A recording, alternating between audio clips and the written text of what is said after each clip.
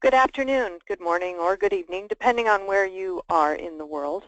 Welcome to today's DevOps.com's webinar, Navigating the Path to DevOps Maturity in the Real World. Definitely a topic that I'm sure is near and dear to many of our hearts. Today's webinar is hosted by CloudBees. Today we've got some really great information that we're going to be presenting, but first, before we get started, I do want to go through a couple housekeeping items. First of all, my name is Charlene O'Hanlon. I'm an editor at DevOps.com, and I am the moderator for today's event. And this event today is being recorded, so fret not if you miss part of it. The recording should be available online in about 24 hours or so, it will be on the DevOps.com website. So feel free to check back, maybe this time tomorrow, if you need to listen to the webinar again. Also, we will have the slides available for download at that point. And we are going to be taking questions at the end of the webinar. So if you have a question for any of our panelists today, please feel free to send in your questions at any time using the control panel that's on your screen. And we will get to as many questions as we can before the end of the webinar. But don't wait. Please go ahead and get your questions in early. And with that, we'll go ahead and advance on to the next slide. As I said, today's webinar title is Navigating the Path to DevOps Maturity in the Real World. And today's presenters include Michael Faithmeyer, who's VP and Principal Analyst at Forrester, Sunil Pillai, Director at Infostretch Labs, and Brian Dawson, who is the DevOps Evangelist at CloudBees. Welcome to all of you, gentlemen. Thanks for joining me today. Thank you. Michael, why don't you go ahead and we'll start with you. If you could just kind of introduce yourself to the audience and give us a little information about yourself. Absolutely. So thanks for joining today, and thanks for having me. As mentioned, my name is Mike Faithmeyer. I'm the analyst at Forrester that covers digital experience delivery, and so that is web, mobile, IoT, connected devices, all of these things that companies are using to build their digital experience. My background is I'm a computer engineer. I'm a developer. I still write code. So a lot of the challenges that we'll talk about today, I've had the fortune or misfortune of living through myself. Great. Thanks, Mike. Sunil, tell us about yourself, please. Sure. Good morning and good afternoon, everyone. I'm the Director for Infostretch Labs at Infostretch. Infostretch Labs is responsible for various innovation initiatives for the industry, which covers mobile and especially around DevOps. So my responsibility is to kind of lead those initiatives and also lead the DevOps practice at Infostretch. And my background is heavily in software engineering, mobile, DevOps, and I cannot be more excited to be here today. Wonderful. Thanks, Sunil. And Brian, please tell us about yourself. Hello. Again, thanks everybody for joining. I'm Brian Dawson. I'm a DevOps evangelist with CloudBees. CloudBees is often known as the Enterprise Jenkins Company. We are major contributors to the Jenkins project, as well as we offer enterprise scale solutions for Jenkins. I come to this role in this webinar by way of years of software development with a focus on optimizing the software development process on the planes of technical, process, or people. And most recently, I've been a continuous integration, continuous delivery, and DevOps consultant. Thank you very much. Okay, let's go ahead and advance the slide.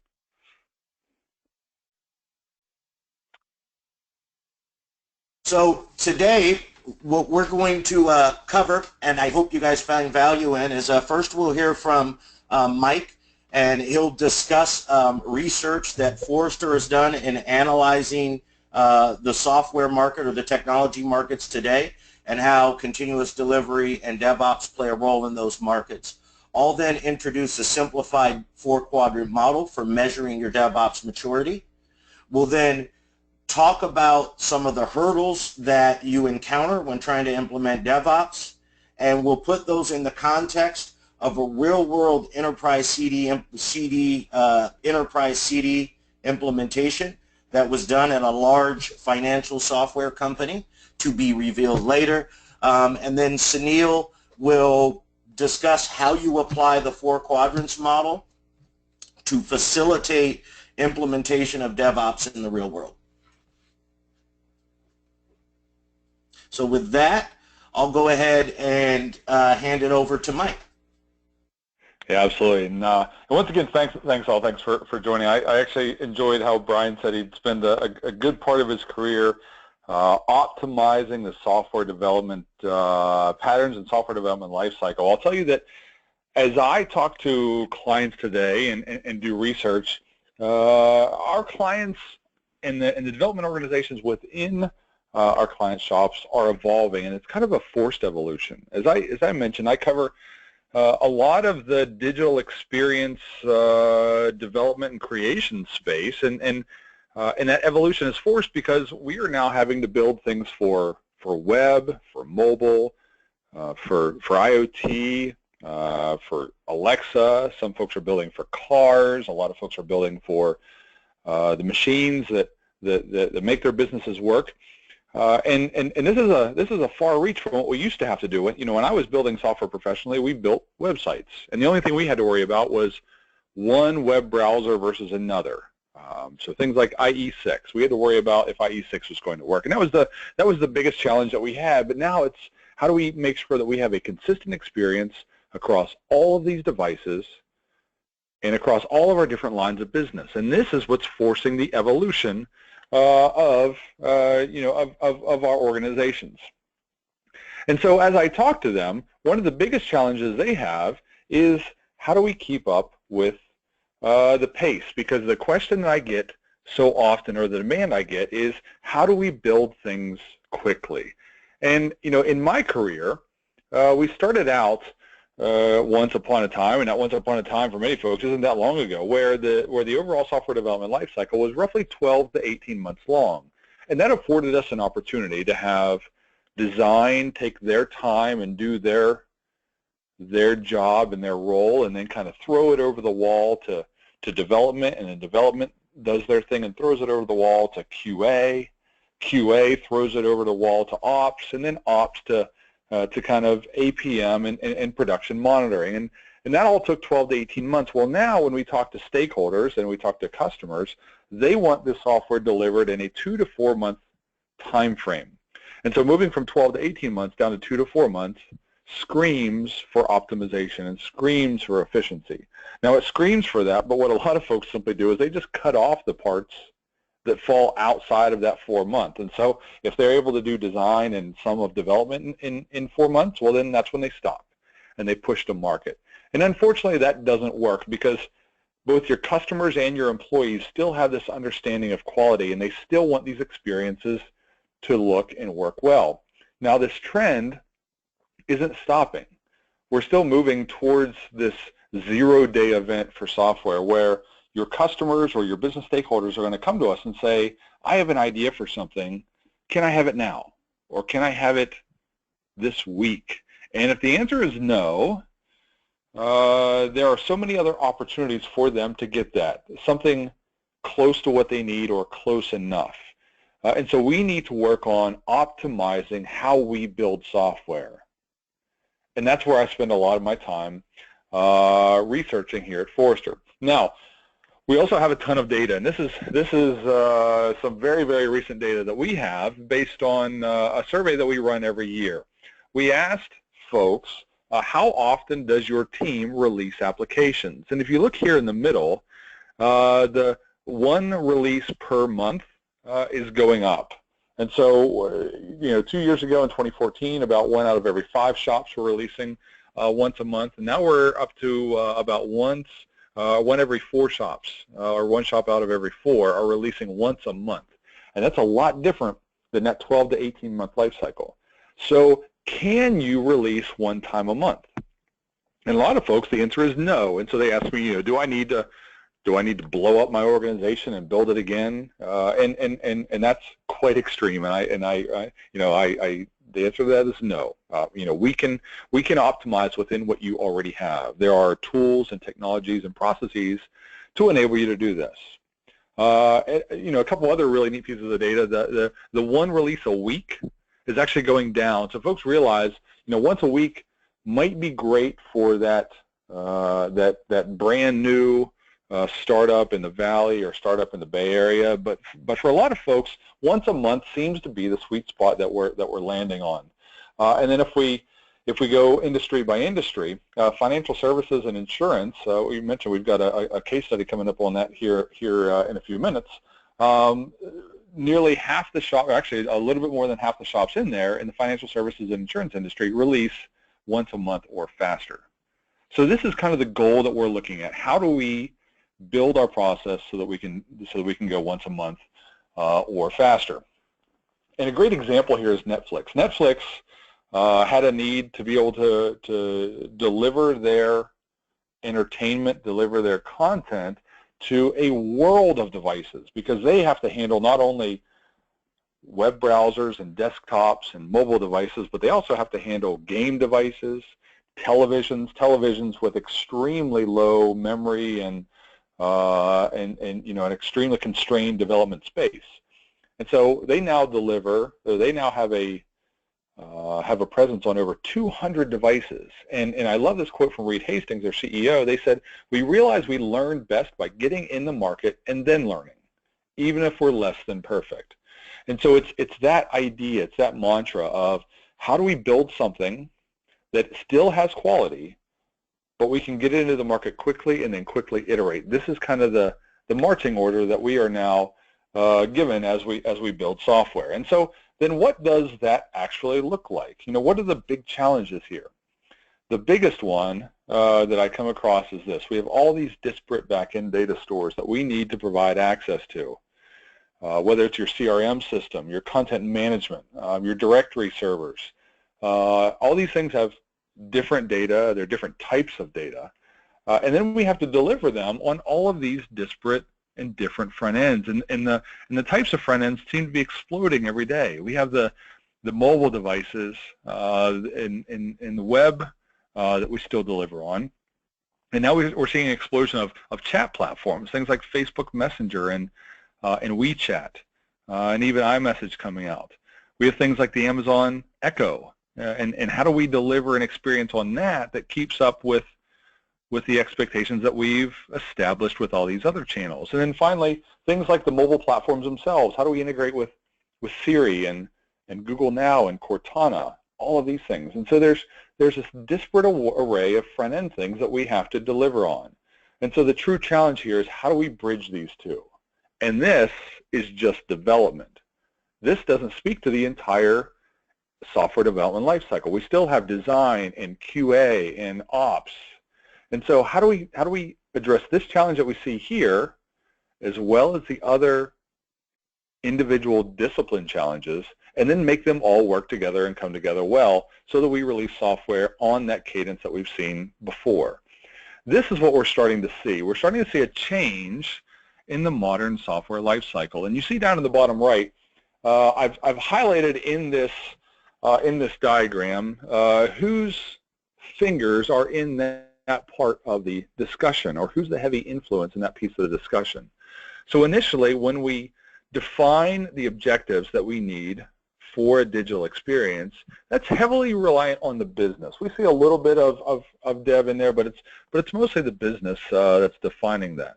Then we start to see both business and development establish a success criteria. What does success look like for this digital experience? We then, within development, create a minimum viable product.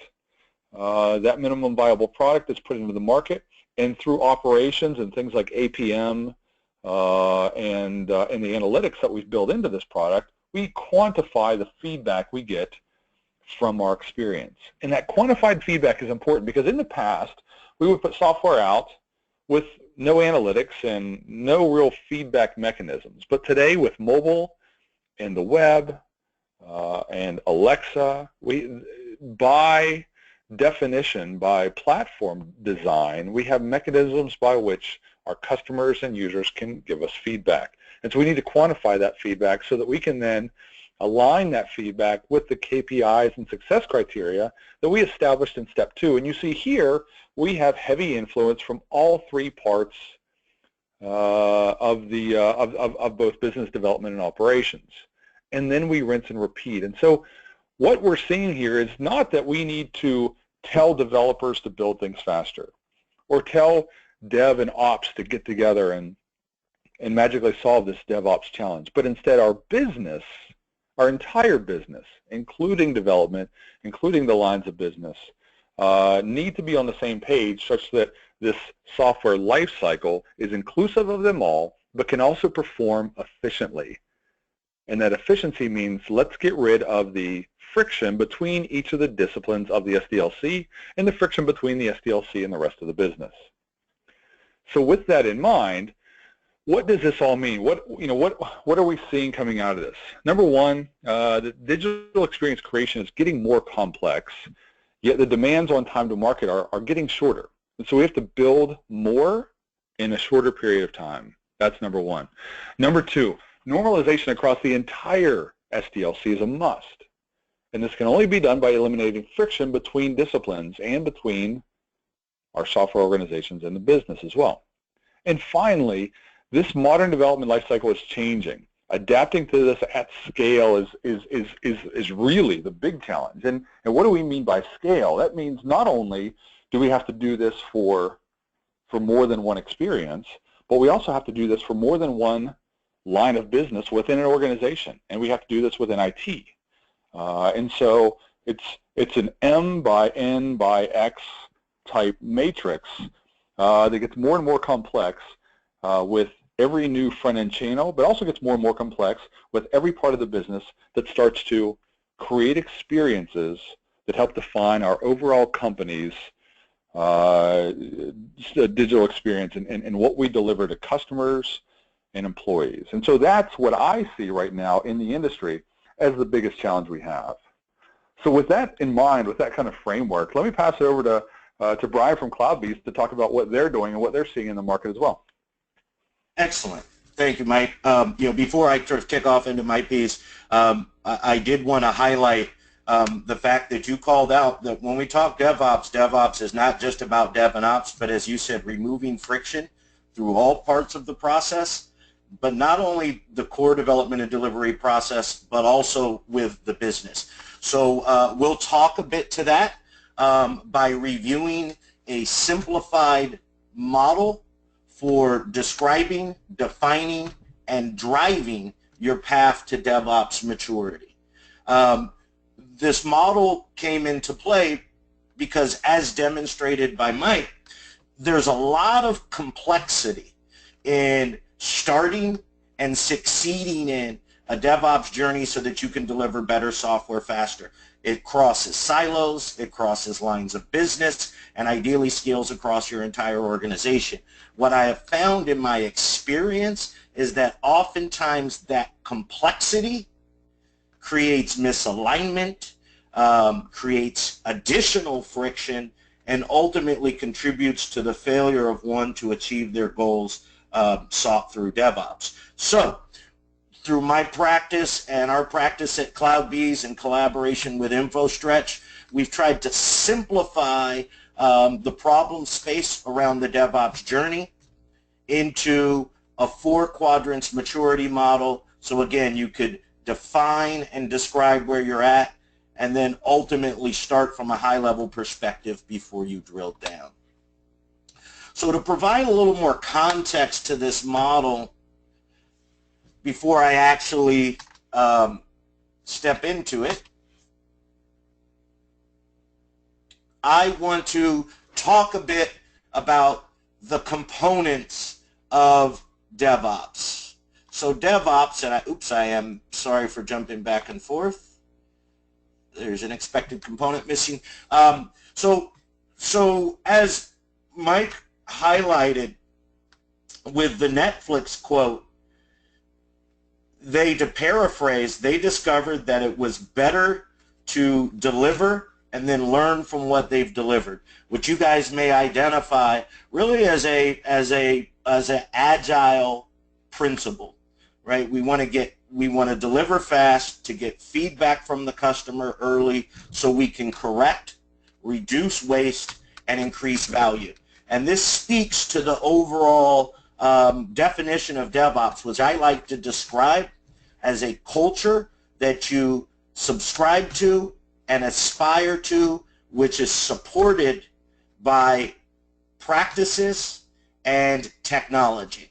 And to highlight this, if we look at the components of it, if you're going to implement a DevOps solution, you need to focus on getting a continuous flow from the upstream development, which is on the left-hand side, to downstream delivery, which is on the right-hand side. So we need to be able to go from definition, plan, and code to release, deploy, and monitor in short cycle times. To achieve this, we deploy practices such as Agile or incremental project planning and execution, continuous integration of the changes that we make, so again we can find problems fast and correct them more easily with less expense, extension of those continuous integration practices further into the lifecycle via continuous delivery, and for some select companies, they also seek to and successfully achieve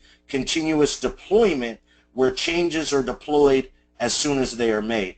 I think it's important to note that not all companies need to implement continuous delivery to achieve DevOps.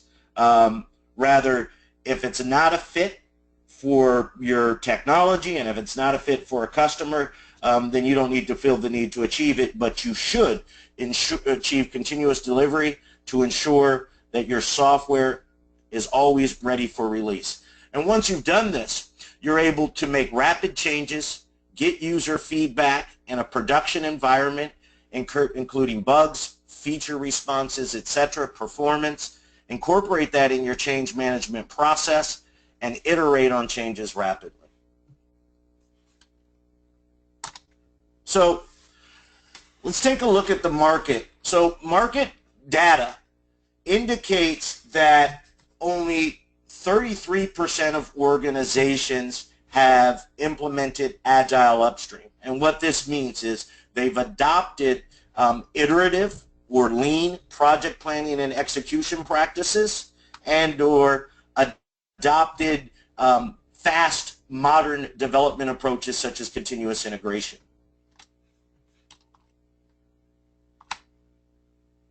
Now, if we look at who has been able to scale that, only 22% of organizations have managed to successfully scale those practices across the enterprise, so they're getting those benefits across multiple teams. Moreover, and where we start to see what we need to focus on, is only 13% of organizations have managed to connect their upstream, Agile upstream development processes with Agile downstream delivery processes.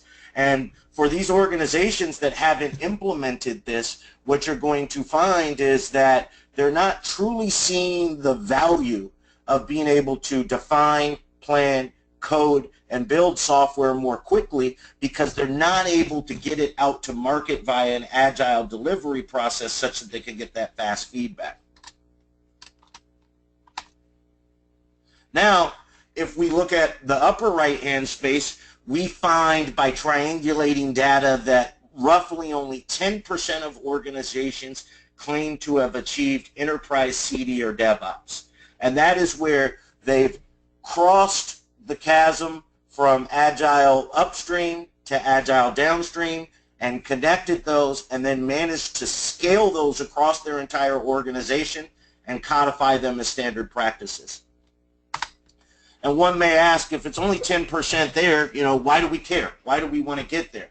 Well, companies like Netflix have proven that if you're able to deliver faster at enterprise scale, as Mike noted, across 200 platforms, then you can innovate faster, you can respond to the market in terms of competitor advantage, security notifications, bugs, or any market conditions, and this allows you to maintain or gain competitive advantage. It's also been seen that we're able to not only increase quality of software, but we're able to increase the productivity of the teams that deliver that software. And ultimately, that results in us being able to maintain and gain top talent by ensuring that we have satisfied employees. And that cyclically contributes to our productivity, our quality, and ultimately our competitive advantage. So this is why we want to get there. Well, if there's so much value that has been proven in getting there, why aren't we there? Well, first, I'd like to highlight what I call the Trinity, the DevOps Trinity. The DevOps Trinity consists of people and culture, process and practices, tools and technology. And to achieve continuous flow from upstream development to downstream delivery, it requires that you establish flow on the planes of DevOps Trinity all the way from define to operate or concept to customer. But in most organizations, there's an inherent problem with this based on the way that we sort of defined our legacy practices and culture, right? There is a chasm or a disconnect between upstream and downstream that we have to cross. For example, upstream culture tends to be more focused on innovating, getting a number of changes and moving fast, while the downstream culture tends to focus more on maintaining quality, stability, and uptime of the application or services that you provide. Upstream, we're adopting more agile practices. Downstream, there's still a prevalence of legacy practices. When we talk tools and technology, we're seeing a space where open source is dominating the market. People are quickly and rapidly adopting point solutions. And downstream, we're still seeing a focus on the traditional enterprise class tools procured through a corporate procurement process, tying back to that cultural focus on stability. So what we need to figure out how to do is how do we cross these chasms?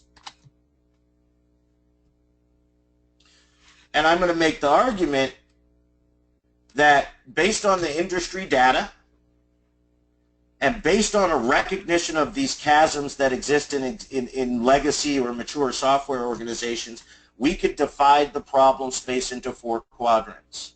The lower 2 quadrants, quadrant 1 and 2, represent the team level or work group level path from definition to operation. With quadrant 1 being an organization that practices team level agile or agile upstream, quadrant 2 being organizations that have managed to adopt team level continuous integration across one or a few teams, a quadrant 3 company being a company that has scaled their agile upstream practices across multiple work groups into the enterprise, and agile is practiced on most to all teams. A quadrant 4 organization being an organization that has codified those agile upstream and downstream practices across their entire organization. So to drill down a little bit further into this concept, we'll take a look at some of the characteristics of a company in each of these quadrants. So for instance, if we look at a quadrant 1 company will tend to have 1 to a few teams that have adopted agile development practices. However, they've probably individually deployed continuous integration, and they have only team level tools integration between sort of the processes that happen to the left in the business and any connectivity to the downstream on the right. They have team level project management and development practices, and you can usually identify a quadrant 1 organization by the fact that they practice a water scrum fall approach.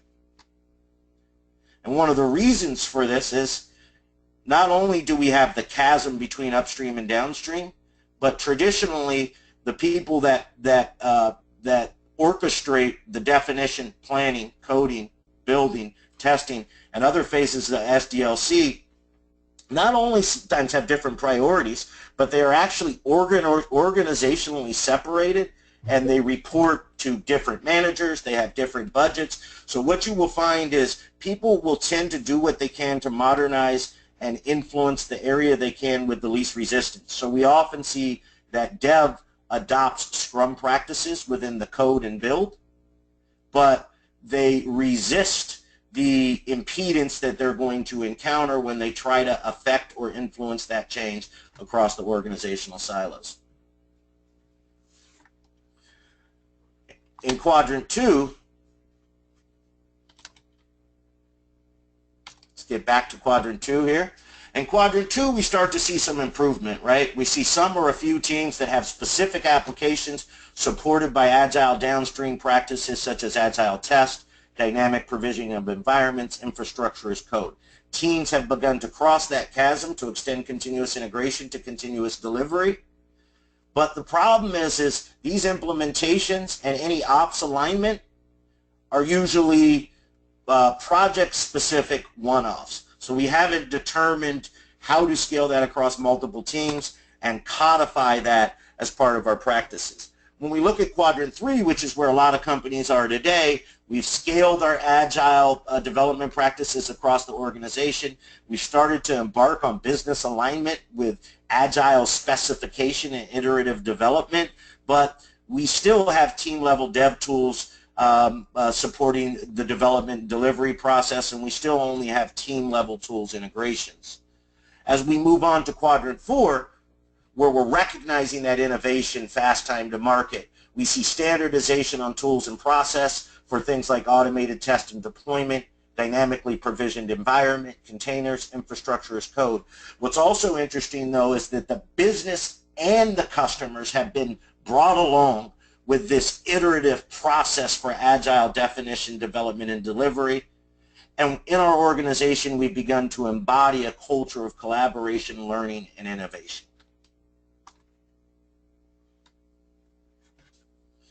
Okay, so that's to set the stage for the quadrants, which Sunil will review.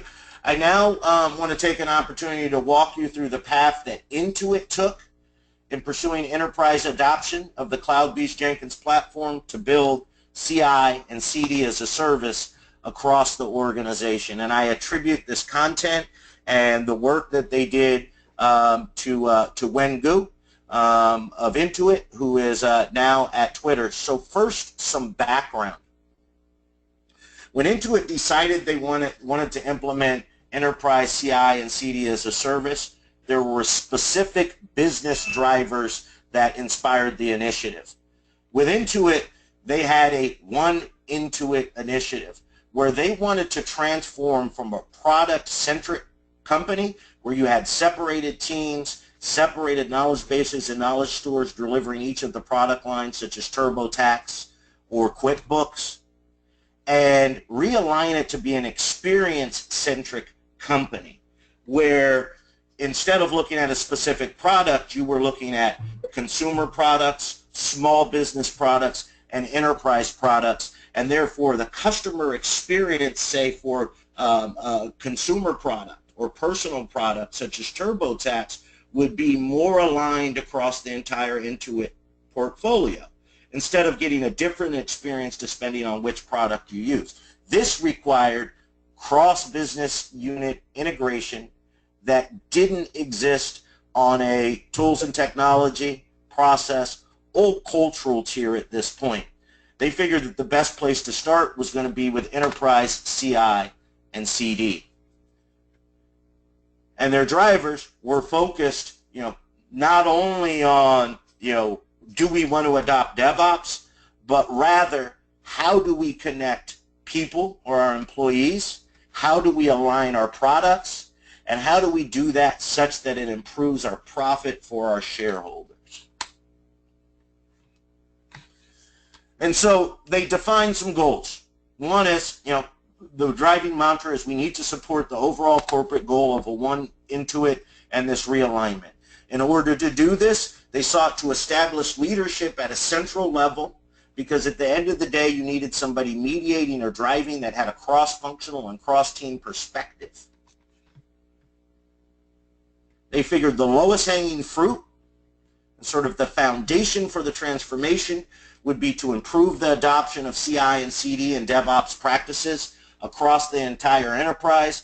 And in order to do that, they had to win goodwill, and they had to start at grassroots and solve the problem for the developers such that they provided a reliable, high quality, and consistent infrastructure that developers would trust and ultimately use, and that would act as the connective tissue for the development teams to take us across business units. So our journey was focused on first things first. Start with alignment. And this is one of the things that I can't emphasize enough based on my practices. All too often, a specific portion of that delivery process or the organization with good intent starts off on their own to begin to improve processes. But as I like to say, whether we're a business analyst, a developer, or an operations engineer, we are all part of the business, and at the end of the day, our activities and the output of those activities need to be aligned with the business. So align with the business, align with stakeholders across the development lifecycle to be sure that you guys have common objectives and you define a common path to that. Next, you want to look to build a team, and that team needs to consist of sort of your central team that is helping drive the transformation, as well as all the stakeholders that are affected by the transformation. Everybody needs a seat at the table at the beginning of the process, again, so you can align on expectations and shared objectives. The next step was to select pilot teams. I know oftentimes you'll find that in a shared tools and technology service, we like to start the transformation sort of within the vacuum as a skunkworks project within a non-production team. There are some benefits to that, but the disadvantages are, one, it's in a clean room environment. Two, doing it in that clean room environment, so you're taking the happy path. Second, doing it in a clean room environment means you're not inherently sharing knowledge and developing support and buy-in. So it's important to select a pilot team that is a production team that ideally has a low risk and high reward product that they are going to deliver. So you can experiment, you can fail, adjust, and learn without compromising the business, but yet that is balanced by the central oversight so they can address things in light of production needs and production concerns. You also should look to select a range of teams, different team size, different technology, different hosting model. So Intuit chose 2 SaaS teams, 2 microservices teams, 2 mobile teams focused on iOS, 2 mobile teams focused on Android, and 2 platform teams, so that they were sort of vetting out the full experience across technology stacks, as across BUs and across cultures. Once they selected the pilot teams, they needed to identify some starting metrics and use those to establish key metrics that they would measure to see if they were improving or making progress. The top engineering metrics were the availability of the platform that they would use. So kind of, if we're using the shared infrastructure, is it reliable and accessible? They also wanted to measure the number of builds. We want to deliver better software faster and with less incident. Going back to Mike's slides, we want to go from 12 to 18 months to 2 to 4 months to ultimately make software delivery a 0 event. One of the starting metrics that we could track there was number of builds that were happening per application. But when we looked at those goals via business metrics, we also then extend that and look at cycle time, right? How long does it take to go from definition or user story to delivery of that user story? And then in consideration of that cycle time, how often can teams release? If we're able to have shorter cycle times and release more frequently, we're meeting that goal of getting to market faster to maintain our competitive advantage. So what were some of the challenges that they faced? Well, as we said, they faced the challenges of culture, technology, and process. When it came to cultural challenges, there was a resistance to the idea of a cultural corporate technology group. And they had to navigate the feeling that it might be a top-down mandate where they would take control versus sharing a platform And there was fear of loss of that control and the fact that by handing off their resources or their platform to a central team, they would move too fast or too slow. They addressed that by ensuring that they took a collaborative approach, they innovated incrementally, and developed trust and respect with the stakeholders. That trust and respect then built perseverance. So look, everything was not going to be perfect out of the box, but based on the trust and respect and the involvement in the innovation through collaboration, that built a culture of perseverance as they iterated through problems.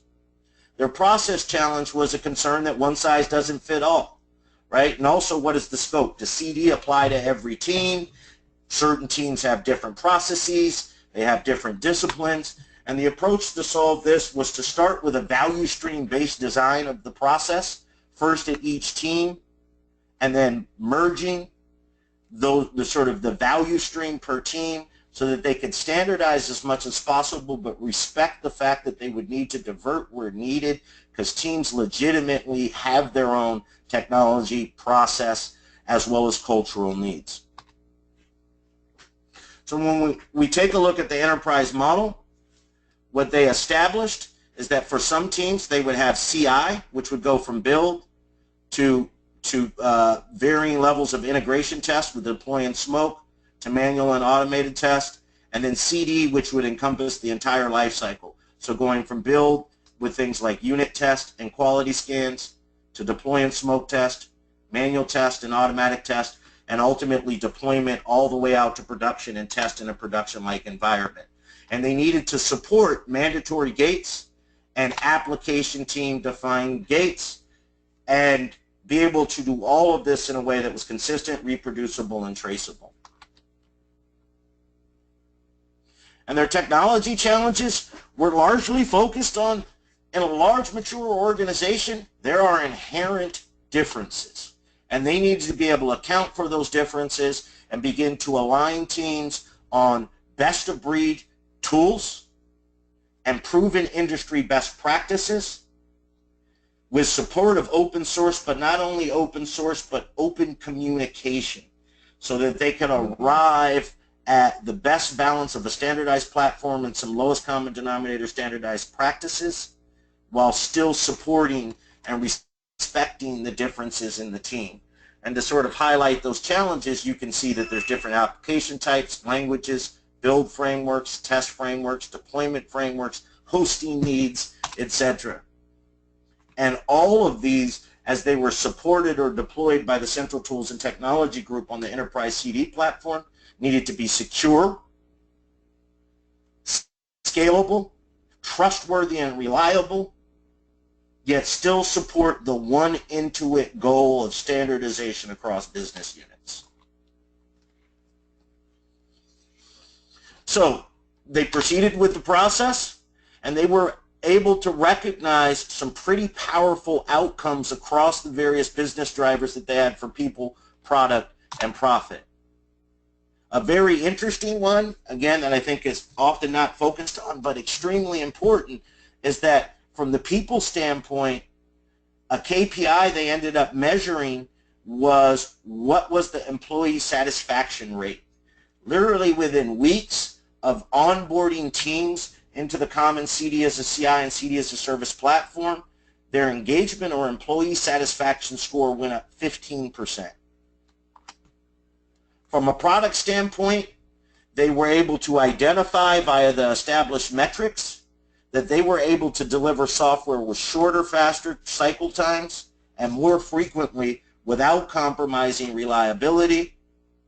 And then ultimately for their shareholders, the common platform allowed them to save on licensing cost, administration cost, and infrastructure cost. As well as to be able to deliver faster, they found that they could improve their process as opposed to scaling headcount. And they've identified that by using Jenkins as the tools and technology platform that provided the orchestration backbone, they saw some benefits such as the quality and expansibility of Jenkins, enterprise plugins which supported security and isolation that the teams needed via folders and RBAC, the ability to increase reliability via long-running jobs, high availability and backup, and the ability to provide an SLA, what is really a production SLA, what became a mission-critical production platform with support from CloudBees. As they move forward, they sought to leverage more of the enterprise features, such as the API integration and license management, to scale the implementation across teams. So with that, I'd like to hand it over to Sunil to build on the Intuit implementation in the 4 quadrants and provide you guidance on how they can help you implement this in the real world. Thank you, Brian. Hopefully you can see the slides. So what Mike started the webinar with was the motivation for DevOps, and Brian followed up with a great framework that can be used for implementing a DevOps journey. What I would like to spend the next few minutes on are some practical implementation strategies for DevOps. What does it really mean, and what are the ground realities? So DevOps is it's not a monolithic concept. It's got several moving parts, and it works best when all the different aspects are taken care of. So what that implies really is that DevOps can get complicated too soon, and hence it is important to evaluate where one is in the DevOps journey and what should be the guardrails that should be maintained to have a great journey. Specifically, I think it's an assessment that's required that would address some key aspects of DevOps. And if you look at the assessment, it really needs to cover things like where are you today, and what are your 3-month goals, and what are your 6-month goals. Are you aware of your infrastructure requirements? How are your environments set up today? What is your org structure? Does it help or does it hinder a DevOps implementation? What are your existing tools in your tool chain, and do they need to be revamped to the latest set of tool chains to implement a DevOps strategy? And later on, I'll show you an actual assessment that will actually help you define some of the, get answers to some of these and put you in a specific CloudBees DevOps quadrant. So Brian did give an excellent overview of the CloudBees DevOps quadrant, and what you see here is a glimpse of the actual specific implementation or implementation implications for each quadrant. This is, of course, a generic version, and through an assessment, we can easily derive the specific recommendations for each of the quadrants.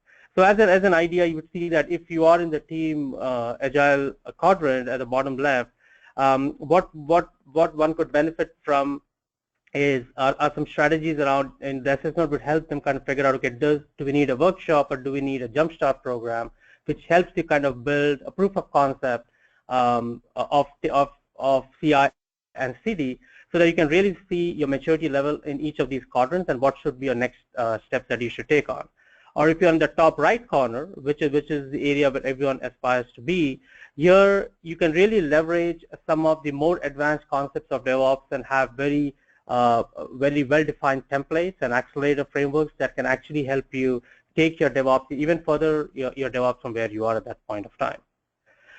And specifically, if you look at DevOps journey, there are 2 parts to it. One is, if you are in a particular quadrant, as an assessment would identify, one part is how do you mature in that quadrant further, and then the second part is really how do you move from one quadrant to the other, which is an adoption strategy. So what you see here as an example is that if you're in Team Agile, or if you aspire to be in Team Agile, you could actually take care of some of the basic concepts like assessment, coded pipelines, etc., or even SMEs who could be part of your team who can actually help evangelize what should be the best practices that are needed across the enterprise. And if you want to move, let's say, from enterprise Agile to enterprise DevOps, that is the top left corner to the top right corner, you can really now take the advantage of some of the more detailed advanced concepts in DevOps to actually take it further to that level. So depending on where you are, a definition of your journey is also defined in terms of the kind of tools that will actually help you take that. Now the next slide will actually show you a different kind of a journey that you could actually take. You could decide that, okay, you are in Team CD, which is the bottom right corner, where you have a very matured deployment set up in your organization. You may decide that, okay, this is a good time to actually go into Enterprise Agile, which is to have federated CI across your entire organization. and what should really be your focus to actually go from that to the next strategy. So what Quadrants allows you to do is to have you kind of decide what maturity level you are in the particular cycle of a DevOps journey, and then also defines what the adoption strategy should be to move from one quadrant to the other. And at this point, I'd like to actually show you, this is just a snapshot of what an actual assessment is, but I'll quickly kind of show you how the assessment program is run, so that'll give you a good feel for the assessment. So give me a moment. So I believe you can see the assessment spreadsheet. And what we have here essentially is a list of questions which we would walk a prospect or a customer through. And the questions are actually organized top to bottom in terms of different quadrants.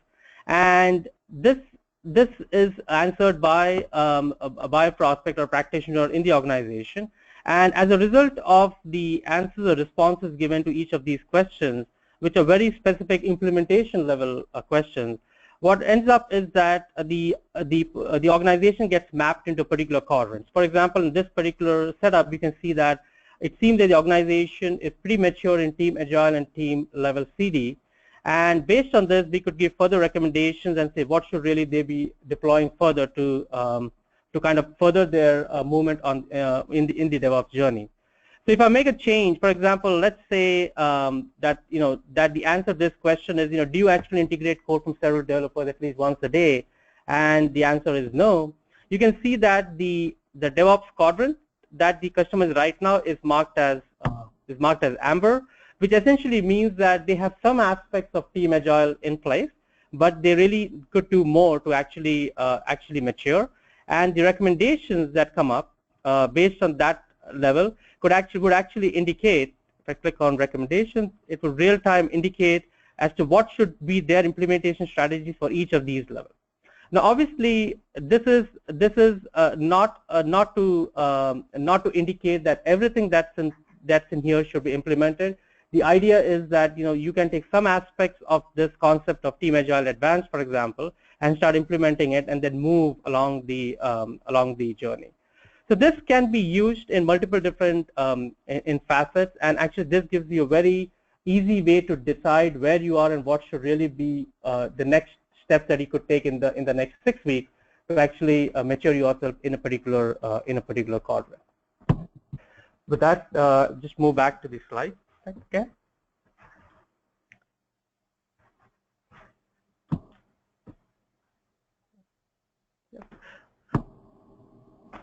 So hopefully that gave you an idea of how an assessment can help you help indicate where you are in a particular quadrant and then take further. And then using the motivation that Mike mentioned and the actual DevOps concept, quadrant concept that Brian mentioned, I think we have a very clear path to actually implementing concepts to ideas, and you can really embrace that pretty soon. Great. Thank you, all three of you, for that outstanding presentation. We have some questions and answers, or at least some questions, and hopefully you guys have some answers.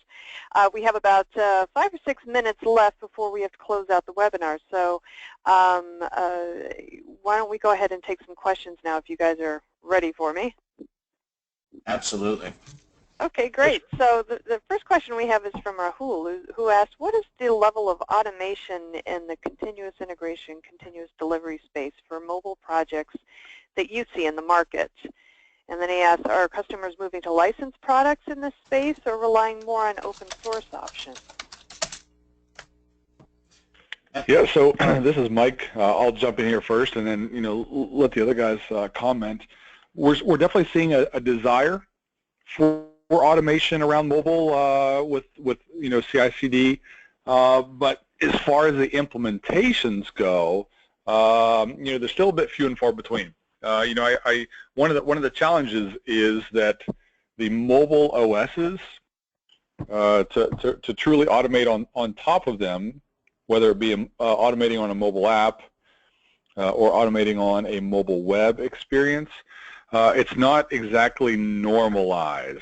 And so if it's the mobile web, if I build everything in a way that I can kind of attach to the DOM, attach my automation things to the DOM, I can automate there a bit, but I have to build it the right way. and that includes all the JavaScript libraries and everything that I use. For an app, it gets a little bit easier because both Xcode and Android Studio afford us an option to attach kind of testing frameworks that we can use for CI/CD. But with all the differences across the individual OSs and across apps to web, that's what's really holding folks back because the tooling that we currently use is still a little bit brittle, such that as we change the front end, oftentimes we have to rewrite or rebuild some of the automation that we've already done, and therefore the ROI goes down pretty significantly. And I can jump in quickly just to add a couple more things on that. So mobile definitely has been late to the game to adopt DevOps. But what we have seen and a couple of implementations that we are doing, we've been able to successfully implement a coded pipeline for mobile, for iOS and Android applications. And I think what we have learned over a period of time is, the tools are now kind of evolving itself to kind of be linked to orchestrators like Enterprise Jenkins or even open source. I think what we learned is it is helpful to have template pipelines created for each different operating system that can be leveraged across, because each has its own idiosyncrasies, and that is more prevalent in mobile probably than the other platforms. But definitely there is automation that exists today for DevOps in mobile. Okay, great. Thanks very much for the answer. I've got a question here from Ken, and Michael, I believe this one is directed at you. Normalization was mentioned, and actually you just mentioned it again, but how do you see this goal across different languages and environments such as COBOL, Java, EE, and Force.com?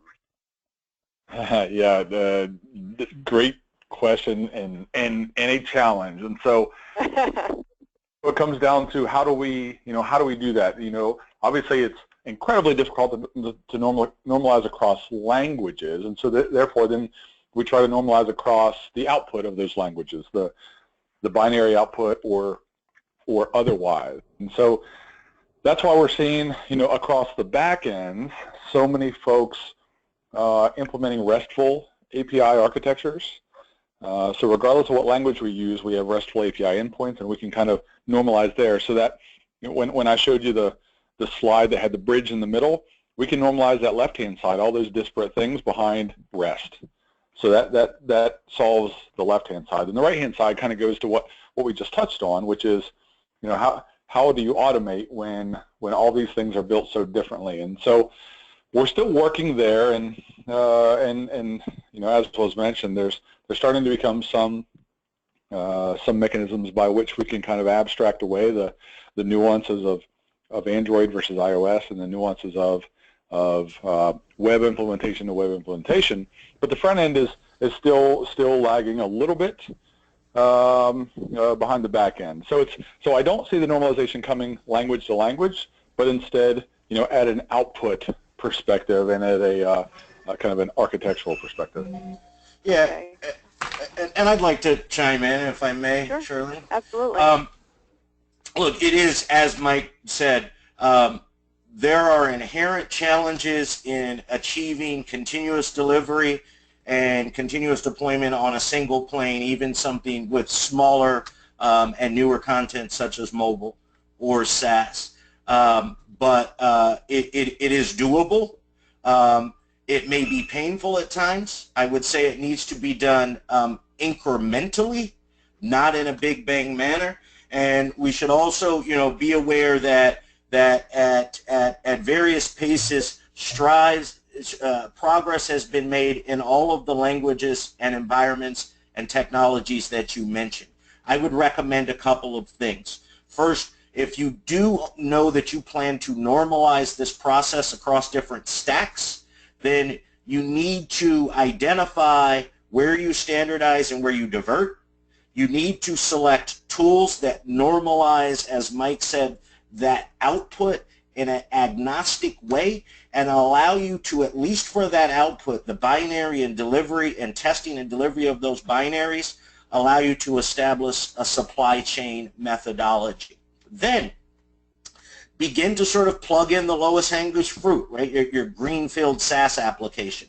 Learn best practices from that. Then go reach out to your full Java stack team and start to begin to integrate them on that process and deviate to make it fit, and continue to scale that across the organization, learning and adjusting incrementally as you move along. Great. Thank you, Brian, for adding that. I appreciate it. I'm sure the audience does as well. And unfortunately, that is all the time that we have for the questions. If you if you submitted a question and did not get your answer, I'm sure the panelists will be more than happy to address your questions offline. So with that, I would like to thank Michael, Brian, and Sunil for taking part in today's webinar. Again, please feel free to check on devops.com for an archived version of this webinar, probably starting tomorrow about the same time. And also check the website for upcoming webinars that we have planned. But for now, thank you very much for attending today's webinar. I'm Charlene O'Hanlon signing off.